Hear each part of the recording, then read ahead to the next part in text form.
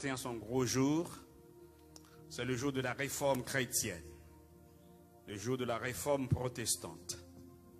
Le dimanche 31 octobre de l'année 1517, ça fait 504 années depuis que libération ça a été faite autour de la parole. C'est pourquoi nous les textes que nous avons prêchés à titre là, après les lits, la puissance de la parole. Parce que c'est la victoire de la parole. C'est la parole qui fait sa course. C'est la parole de Dieu qui remporte la victoire. Nous avons commencé pour nous interroger par une question que nous dit quel est le but de la prédication de la parole, particulièrement la parole de Dieu. Quel est le but? Qui objectif? Pour qui ça? La prédication, la parole. Il faut que parole la parler, il faut que parole la prêcher, il faut que parole la annoncer. Parole la pas carré caché, parole la pas carré en bas mamite, parole la pas arrêter dans trou, il faut que parole la parler. C'est la parole de Dieu. Ordinairement, c'est à l'église que nous venons le plus souvent pour tendre au message de la parole de Dieu, ou bien on tend des sur les ondes, ou bien on tend des lits à travers les médias, ou bien on tend par une façon quelconque, c'est bien. Mais à l'église, nous gagnons l'opportunité pour nous prêter attention et tendre le message de la parole de Dieu. Quel est le but de la prédication? Nous sommes capables de gagner beaucoup. Mais laissez-nous souligner pour vous matin au moins 4 ou 5 buts. Alors, 3 buts de la parole de Dieu. Premièrement, nous avons un texte en 1 Timothée chapitre 3, en 2 Timothée chapitre 3, verset 16, verset 17, qui va nous première réponse lorsque nous poser question, quel est le but de la prédication de la parole de Dieu? 2 Timothée 3, 16 répond à cette question. Quand elle dit toute l'écriture est inspirée de Dieu et utile pour enseigner, 1, pour convaincre, 2, pour corriger, 3, pour instruire dans la justice, ça fait 4. Afin que, ça c'est le but final, afin que l'homme de Dieu soit accompli et propre à toute bonne œuvre. Un petit peu en détail, il y a nous au moins 5 buts de la prédication, de la parole de Dieu. Premièrement, pour nous enseigner, pour enseigner nous. Pour enseigner, c'est pour former nous, pour rendre nous conformes à la volonté de Dieu. Bon Dieu voulait que nous conformes à sa sainte volonté. Pas à la volonté de quelqu'un d'autre, mais à la volonté de Dieu, à sa propre volonté. Il voulait que nous enseignions pour nous former, pour nous venir conformes, selon Jean voulait nous. Deuxièmement, il dit pour convaincre. Convaincre. Convaincre de quoi? Convaincre nous, c'est pour aider nous à comprendre et à vivre la réalité de Dieu. Particulièrement son existence, sa présence permanente, ses actions. Oui, la parole de Dieu est là pour convaincre nous à comprendre et à vivre la réalité de Dieu. Ensuite, il dit pour corriger nous.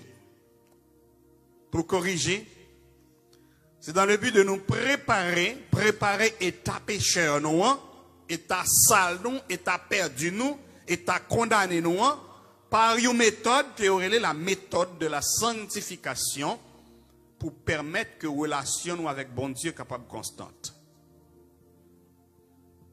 Oui, dans ce but, de corriger nous. Corriger nous.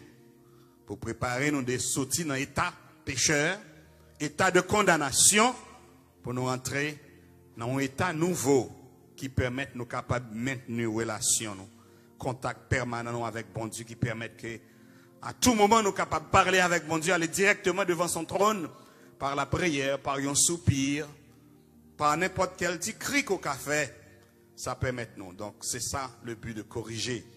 Préparez-nous.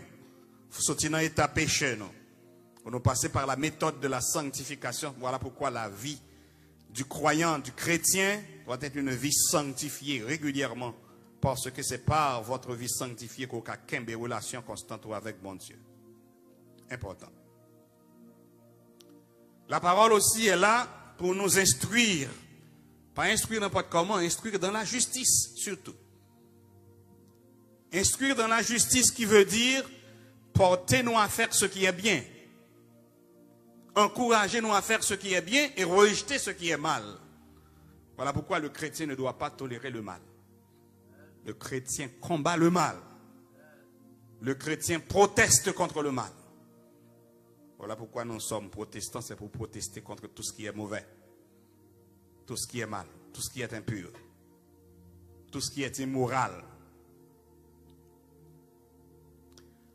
Ce sont là les réponses que nous portons à la question que tu as posée, quel est le but de la prédication de la parole de Dieu. Mais en ajouter un cinquième. But, prédication, parole, bon Dieu. C'est surtout pour nous montrer la puissance de Dieu. La puissance de Dieu, qui sa parole l'a fait déjà. Si nous t'avons énuméré, passé en revue, depuis le commencement de l'humanité jusqu'à nos jours. Ah, si nous prenons l'histoire, ça, nous avons comment parole, bon Dieu, les efficace, les vivants, les permanentes, les réels, les forts. C'est ça que fait l'auteur de l'épître aux Hébreux, dans nos textes, qui dit, parole, bon Dieu, elle est vivante et efficace, plus tranchante qu'une épée à des tranchantes quelconque pour partager jointure et moelle. Âme et esprit, jointure et moelle. Parce que puissance parole bon Dieu a, les démonstrative. Et moun contempler la gloire de Dieu, tant que nous sommes comme une gloire venue du Père. La gloire de Dieu se manifeste déjà sur la terre par des faits très mémorables, par des faits réguliers. Et la parole de Dieu prouve sa puissance. En parlant de la parole, il y a deux aspects que nous avons besoin de tenir compte également. Les deux aspects de la parole de Dieu, il y a ce que nous pouvons appeler la parole personnifiée. La parole personnifiée, c'est Dieu lui-même. C'est ça qui permet de nous faire lecture. Nous, au commencement était la parole, et la parole était avec Dieu, et la parole était Dieu. Donc ça, c'est la parole personnifiée. C'est Dieu lui-même, dans sa personne, dans son essence, dans toute sa composante. Ça, quand on dit la parole, on s'adresse à Dieu. Et ensuite, il y a la parole verbale. La parole verbale, ça m'a fait qu'on y a. Avant une lame, pas osé me rester, croiser bram, sans une préparation, et puis venir devant, et puis m'a vidé, m'a gaillé, par contre ça m'a dit.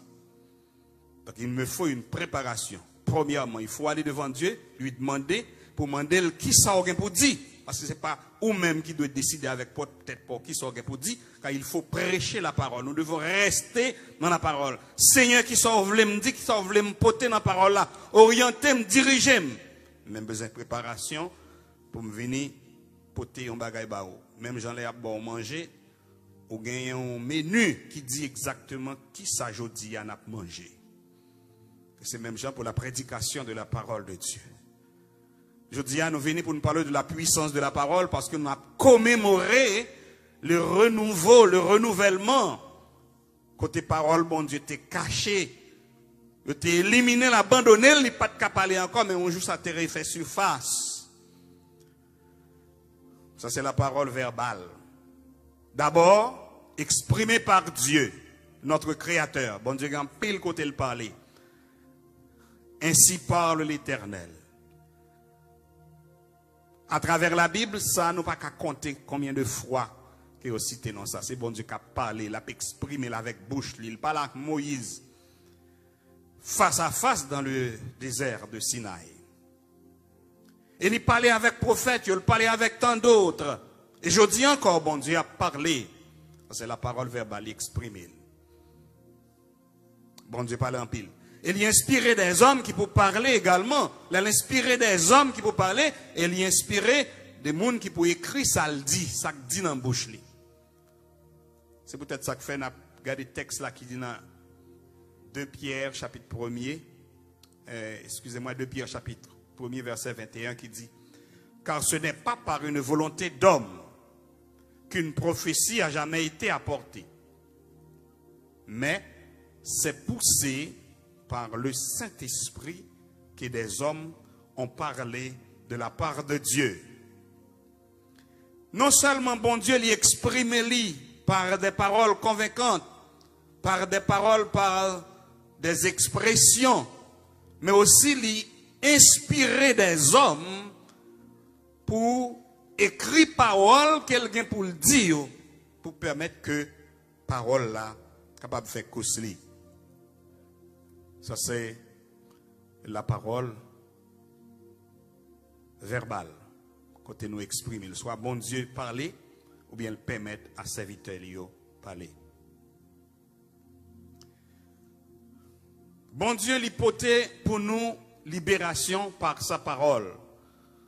Ça fait nous qu'à parler matin que bon Dieu libère nous par la parole. C'est la parole de Dieu qui libère, c'est la parole de Dieu qui forme, c'est la parole de Dieu qui instruit, c'est la parole de Dieu qui fortifie, c'est la parole de Dieu qui guérit, c'est la parole de Dieu qui nous donne la victoire. Nous allons regarder au moins 3 déclarations de la parole. En parlant de la parole de Dieu qui libère nous. Libérez-nous de quoi? Libérez-nous de la condamnation, de la mort éternelle. Libérez-nous du péché. Libérez-nous de l'esclavage. Libérez-nous de l'immoralité. Libérez-nous de la servitude satanique. La parole de Dieu est libérez-nous. Nous pas capables de porter parole, bon Dieu, bien haut. Nous pas capables de efforcer nous pour nous apprendre ni. Nous pas capables de mettre dans la vie, nous dans l'esprit, nous dans la conscience. Nous pas capables de servir avec elle. Nous pas capables de partager. Nous pas capables de cacher. Parce que la parole de Dieu, c'est lui qui libère nous. Moi, te promets que je peux partager avec vous 3 déclarations importantes de notre Seigneur Jésus-Christ. Première, nous joignons dans Jean chapitre 8, verset 36. L'évangile de Jean chapitre 8, verset 36, c'est un texte assez court. Et on partit là-dedans, il dit, si donc le Fils vous a franchi, vous serez réellement libre. Si c'est le Seigneur Jésus-Christ qui vient sur la terre, il libère-nous de la condamnation, de la mort, du péché, et mais il libère-nous tout bon vrai. C'est pourquoi Jésus lui-même a prononcé cette phrase.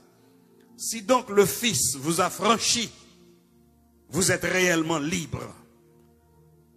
Si nous libres, je dis, c'est pour nous reconnaître que nous libres. Grâce au sang versé de Jésus-Christ, grâce au pouvoir de Jésus, grâce à la parole de Jésus. Et qui permettent de nous réunir, nous glorifier, nous exalter, nous honorer bon Dieu, nous louer. Pour ça, il fait. Parce qu'il libérait nous. C'est par la parole qu'il nous a libérés.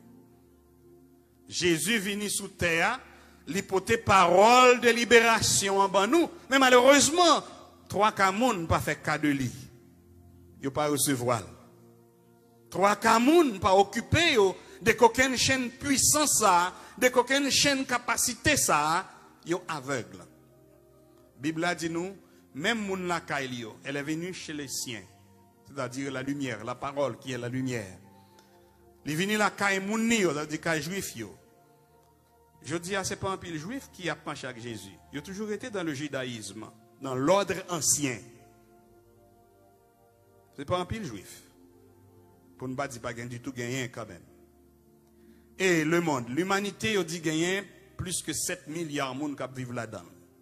Mais il dit, il pas même croire qu'il y a 2 milliards de monde qui acceptent la parole. Bien que les gens peuvent faire expérience, ils lisent, mais après ça, ils disent, ah, c'est comme un roman qui est lu. Et la parole. Je dis à des gens qui disent que non, mais non, la Bible n'est pas adaptée avec la réalité présente. Parce que ça qui a passé, je dis, a dépassé la Bible. Au contraire. Ils n'ont pas rendu compte que c'est la Bible qui est le livre le plus adapté Parce que c'est la Bible depuis plusieurs siècles, plusieurs milliers d'années, qui dit le monde, mais état va venir, mais qui j'en a pied, et là, regarde, ouais, c'est comme ça le monde, je dis. C'est le livre le plus adapté. Parce que c'est un miroir qui claire, qui dit, mais état. Et c'est d'avance qu'il te dit ça. Et c'est la Bible, la parole de Dieu, sa parole l'a dit, qui a montré le monde image, qui a dit, mais ça a fait exactement ça. Il te dit, gain pour fête là, au lieu dans 2 Timothée chapitre 3, dans les derniers jours, il y aura des temps difficiles, les hommes seront égoïstes, fanfarons, amis de l'argent, et cruels, etc. Mais comment, quel est l'état du monde? Là, on prend texte ça seulement pour comparer là, ça qui a passé qu'on y a. N'est-ce pas la parole de Dieu qui décrit l'état du monde, qui mettait le monde nu, et toi, dire, il n'est pas adapté. Cette Bible-là qui dit l'homme méta, mais ça qui a privé avant, malgré le prononcer, le jugement de Dieu qui va tomber sur l'humanité, mais il n'a pas fait cas de ça.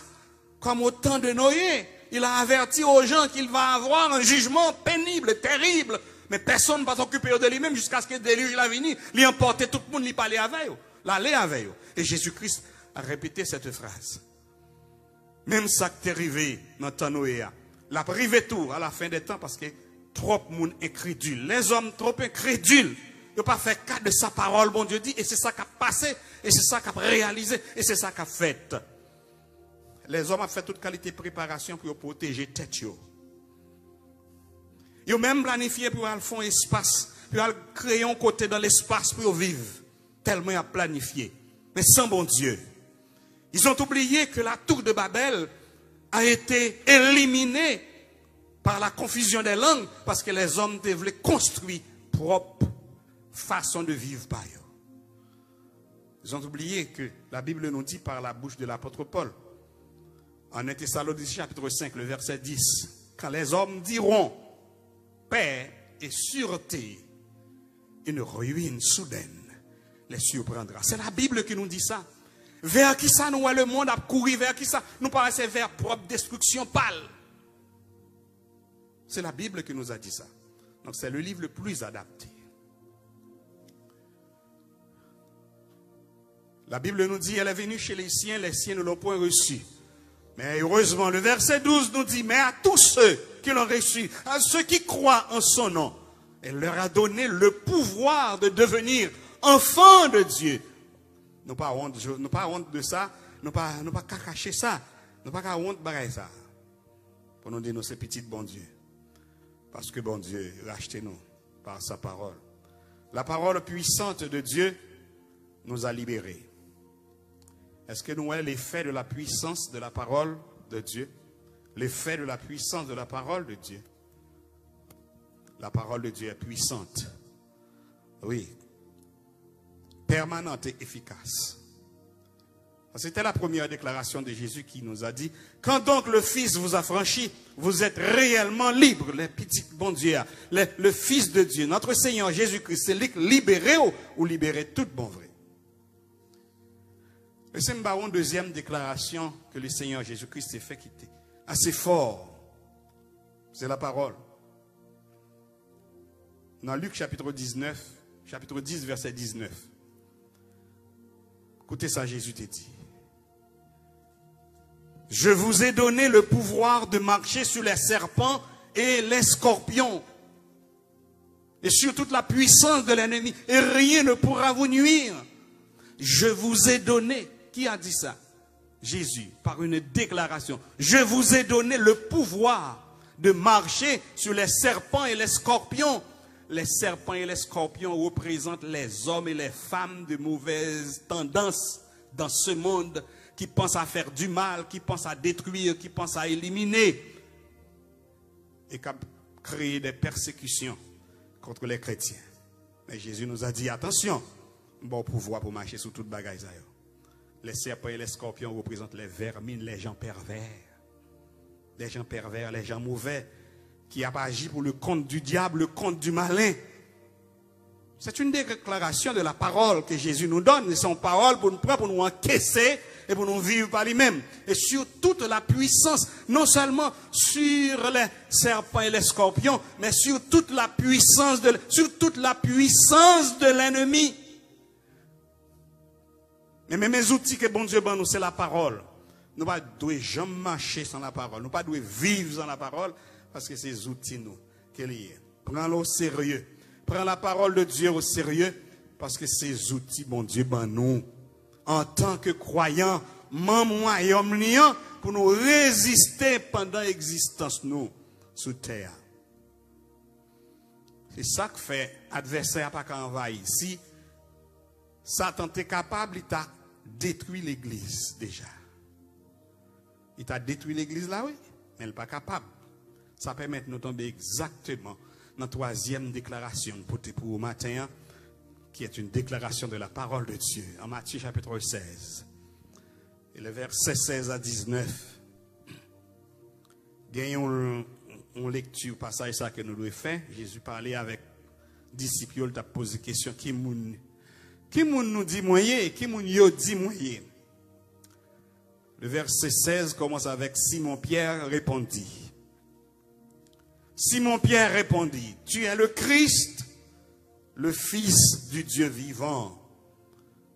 Jésus, reprenant la parole, lui dit, tu es heureux, Simon, fils de Jonas, car ce ne sont ni la chair ni le sang qui t'ont révélé cela, mais c'est mon Père qui est dans les cieux. Et moi, je te dis que tu es Pierre, et que sur cette pierre, je bâtirai mon église, et que les portes du séjour des morts ne prévaudront point contre elle. Voilà une déclaration importante, une déclaration formelle, une déclaration profonde de notre Seigneur Jésus-Christ, par la parole qui nous libère.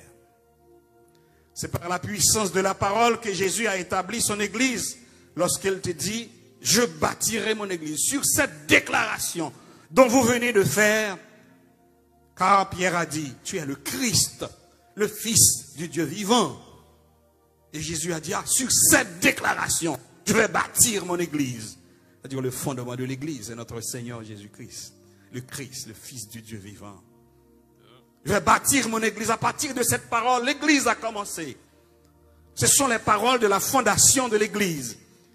Et puisque une fois que c'est la parole qui a fondé l'église, et plus loin, il a dit, les portes de l'enfer, les portes du séjour des morts ne prévaudront point contre elle. Cela veut dire que ça va durer, ça va pérenniser jusqu'au jour où Jésus-Christ viendra enlever son église. Les portes de l'enfer, porte l'enfer pas qu'à craser l'église. Porte l'enfer pas qu'à détruire l'église. Et c'est ça qui t'est passé. Exactement. Qui permet aujourd'hui à célébrer victoire ça. N'a célébré victoire parole là, parce qu'il était caché pendant longtemps. Pendant longtemps. Parole ça révéler que les portes de l'enfer pas capable de craser l'église là. Mais on qui ça qui t'est passé? Ça fait nous un petit coup d'histoire dans l'histoire de l'église là. Même avant que nous terminions. Jésus-Christ fin dit parole ça, pas grand pile temps passé et puis travail ça après le fait vrai. Parce qu'après Jésus fin mourir. Il a enterré, il ressuscité troisième jour. 40 jours après, il est monté dans le ciel. Pas de grand pile temps, là, il a fait déclaration ça. 40 jours après, il est monté dans le ciel là. 10 jours après, il est monté dans le ciel là. Un événement qui a passé à Jérusalem. C'était l'occasion où les Juifs ont fête, qu'on a célébré la fête de la Pentecôte. Fête de la Pentecôte, c'est une parmi les 7 principales fêtes que l'Éternel demandait à Juifs pour célébrer chaque année. L'aime dit les 7 principales, ça ne veut dire pas l'autre non, mais les 7 fêtes principales que les Juifs ont pour célébrer chaque année. La Pentecôte, c'était une. Et fête Pentecôte là, il est toujours tombé après 7 sabbat, qui bat 49 jours. Mais elle est toujours tombée le lendemain du 7e sabbat, qui bat 49 jours. Après 49 jours, jour qui vient après là, ou quand jour qui vient après sabbat, c'est le premier jour de la semaine, c'était un dimanche. Et ce dimanche-là, qui était célébration faite pendant là, ça t'a dépêché en pile monde sur tous côtés que tu es venu dans Jérusalem pour faire ça. Et puis c'était jour ça même que Jésus t'a pris à le permettre que l'église l'a implanté pendant qu'elle te fait une démonstration d'esprit, de Saint-Esprit, qui était venu reposer sous disciples quand il inaugurait l'église là, que nous relais le jour de la Pentecôte. L'église là née. Et nous songeons comment la prédication de Pierre te permet que, en rien de temps, nombre l'envie d'augmenter jusqu'à 5000 personnes. Donc l'église a grandi. Elle a gagné les contrées de Jérusalem et d'alentour. L'église a grandi. Eh bien, c'est pas sans difficulté. C'est pas sans difficulté. À peine l'église l'année, persécution, empire romain, te mettait ensemble avec religion, judaïsme, qui gagnait là-dedans les pharisiens en tête. Persécution a été tellement féroce que les disciples étaient obligés de gagner, éparpillés. Dans toute contrée, empire romain, il y a tout partout. Mais ils n'ont pas traité sans parler. Tout côté arrivé, ça ils connaissent, c'est ça ils fait. Ils ont parole là. Donc, depuis le premier siècle là, arrivé au 3e siècle là, après Jésus-Christ, c'était un pile persécution que l'église là te connaît. Donc c'est à partir de moment ça, pendant le 3e siècle là, il y a une sorte d'ouverture qui fait, mais ce n'est pas une ouverture pour permettre que la parole de Dieu reprenne pied. Au contraire, c'est à partir de moment ça que nous joignons un système qui est le système catholique, le catholicisme qui était fondé avec le système papal là, à Rome, qui établit, ça nous gagne aujourd'hui, et l'église catholique. Donc, le système catholique là, c'est un système qui fait un compromis avec le gouvernement romain, avec l'empire romain, et qui fait tout côté lié aujourd'hui, toujours lié avec l'État. C'est l'église qui est liée avec l'État, qui m'a ressuscité lié avec l'État dans tout ça qu'a fait. Donc, ils sont liés ensemble. Donc, l'église a, ils ont enterré enseignement doctrinal, enseignement biblique là, ils ont passé dans le pied, ils ont remplacé par l'autre bagaille. Toute qualité liturgique qu'ils ont joint, c'est ça qu'ils ont inventé, mais ils ont mis de côté la parole de Dieu. Pendant plusieurs siècles, ça a duré comme ça. Après, l'apôtre fin mourir, c'était les premiers fondateurs de l'église. Vous êtes venu un groupe de monde qui viennent après, il y les pères de l'église. Les pères de l'église ont été remplacés à l'apôtre. Et c'est eux même tout qui étaient constitués des défenseurs de l'enseignement chrétien. Mais en pile, le monde a été mort martyr. Il y a une histoire en pile martyr qui ont raconté qui gens ont mouru pour la cause de l'évangile. Donc, persécution ça, il était grandi, il était duré jusqu'à ce que tu aies un groupe de monde. Parmi le groupe de frères, ça y est aussi en pile, non. Mais ma cité seul matin. Qui te prend courage, il a deux bras. Et tu les Martin Luther. Pendant qu'elle était à l'intérieur même du catholicisme en tant que prêtre, moine des dominicains. C'est-à-dire durant de la Dominique.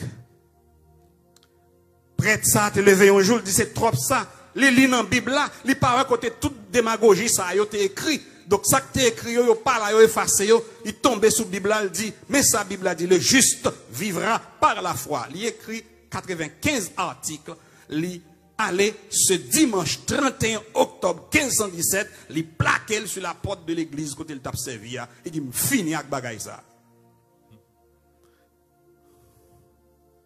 Et nous connaissons qui ça a été subi. Et qui ça tout l'autre monde qui était d'accord avec lui. qui t'a mené réforme, qui ça a été subi. A été subi la mort sur les bûchers. Coupé tête yo.